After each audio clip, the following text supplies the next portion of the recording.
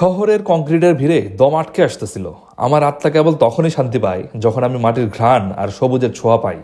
আসলে সত্যি কথা বলতে কি, প্রকৃতির কোনো ভাষা নাই, কিন্তু তার নীরবতার মাঝেও এমন এক সান্ত্বনা আছে যা হাজারো মানুষের ভিড়েও খুঁজে পাওয়া যায় না। আমরা কি আসলে বেঁচে আছি, নাকি ঘড়ির কাঁটার সাথে পাল্লা দিয়ে শুধু দৌড়াচ্ছি? ভাই, ভিড়ের মাঝে নিজেকে খুব একা লাগে, অথচ এই নির্জন প্রকৃতির মাঝে আমি নিজেকে সবচেয়ে বেশি খুঁজে পাই। এই ছাগল বাচ্চা, তুমি ঘাস খাচ্ছ? হ্যাঁ, এই ছাগল বাচ্চা, তুমি ঘাস খাচ্ছ? তুমি কি ঘাস খেয়ে মজা পাচ্ছ? এই ছাগল বাচ্চা, ছাগল, ঘাস খাচ্ছ নাকি? ঘাস কেমন লাগে? ঘাস খেতে মজা লাগে? এই ছাগল বাচ্চা, ঘাস খেতে মজা লাগে? ছাগল, ঘাস খাও, খাও, খাও, খাও, ঘাস খাও। আমি কি তোমাকে ডিস্টার্ব করতেছি? আমি কি তোমাকে খাওয়ার সময় ডিস্টার্ব করতেছি আমার বাবার মতো? খাও, বেশি করে খাও। দাঁড়িয়ে আছে এখন হিলি রোডে। এই সামনে চলে গেছে হিলি, আর এই পাশে চলে গেছে হচ্ছে জয়পুরহাট। আর সেখান থেকে আমরা এখন নামতেছি রাস্তার নিচে। সামনে আমার স্ত্রীর একটি নতুন জমি ক্রয় করা হয়েছে, সামনে গিয়ে হাতের বাম পাশে। আর এটাই হচ্ছে সেই জমির নতুন বানানোর রাস্তা। তো আমরা সেই রাস্তা ধরে এখন হাঁটছি। স্ত্রীর মানুষ জানে।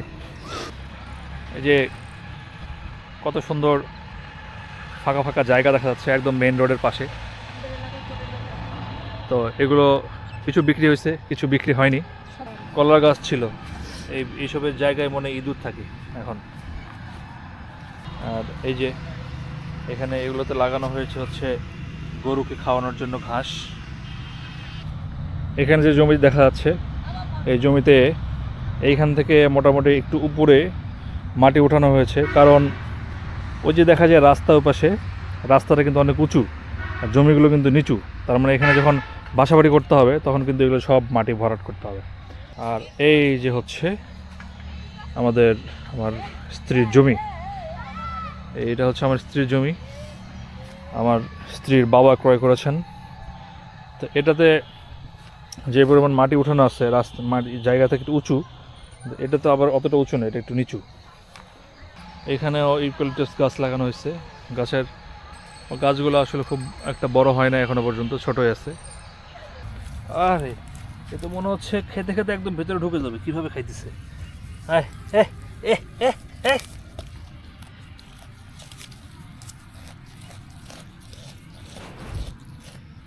দেখা গেছে পুরো গাছে একটাই বড়।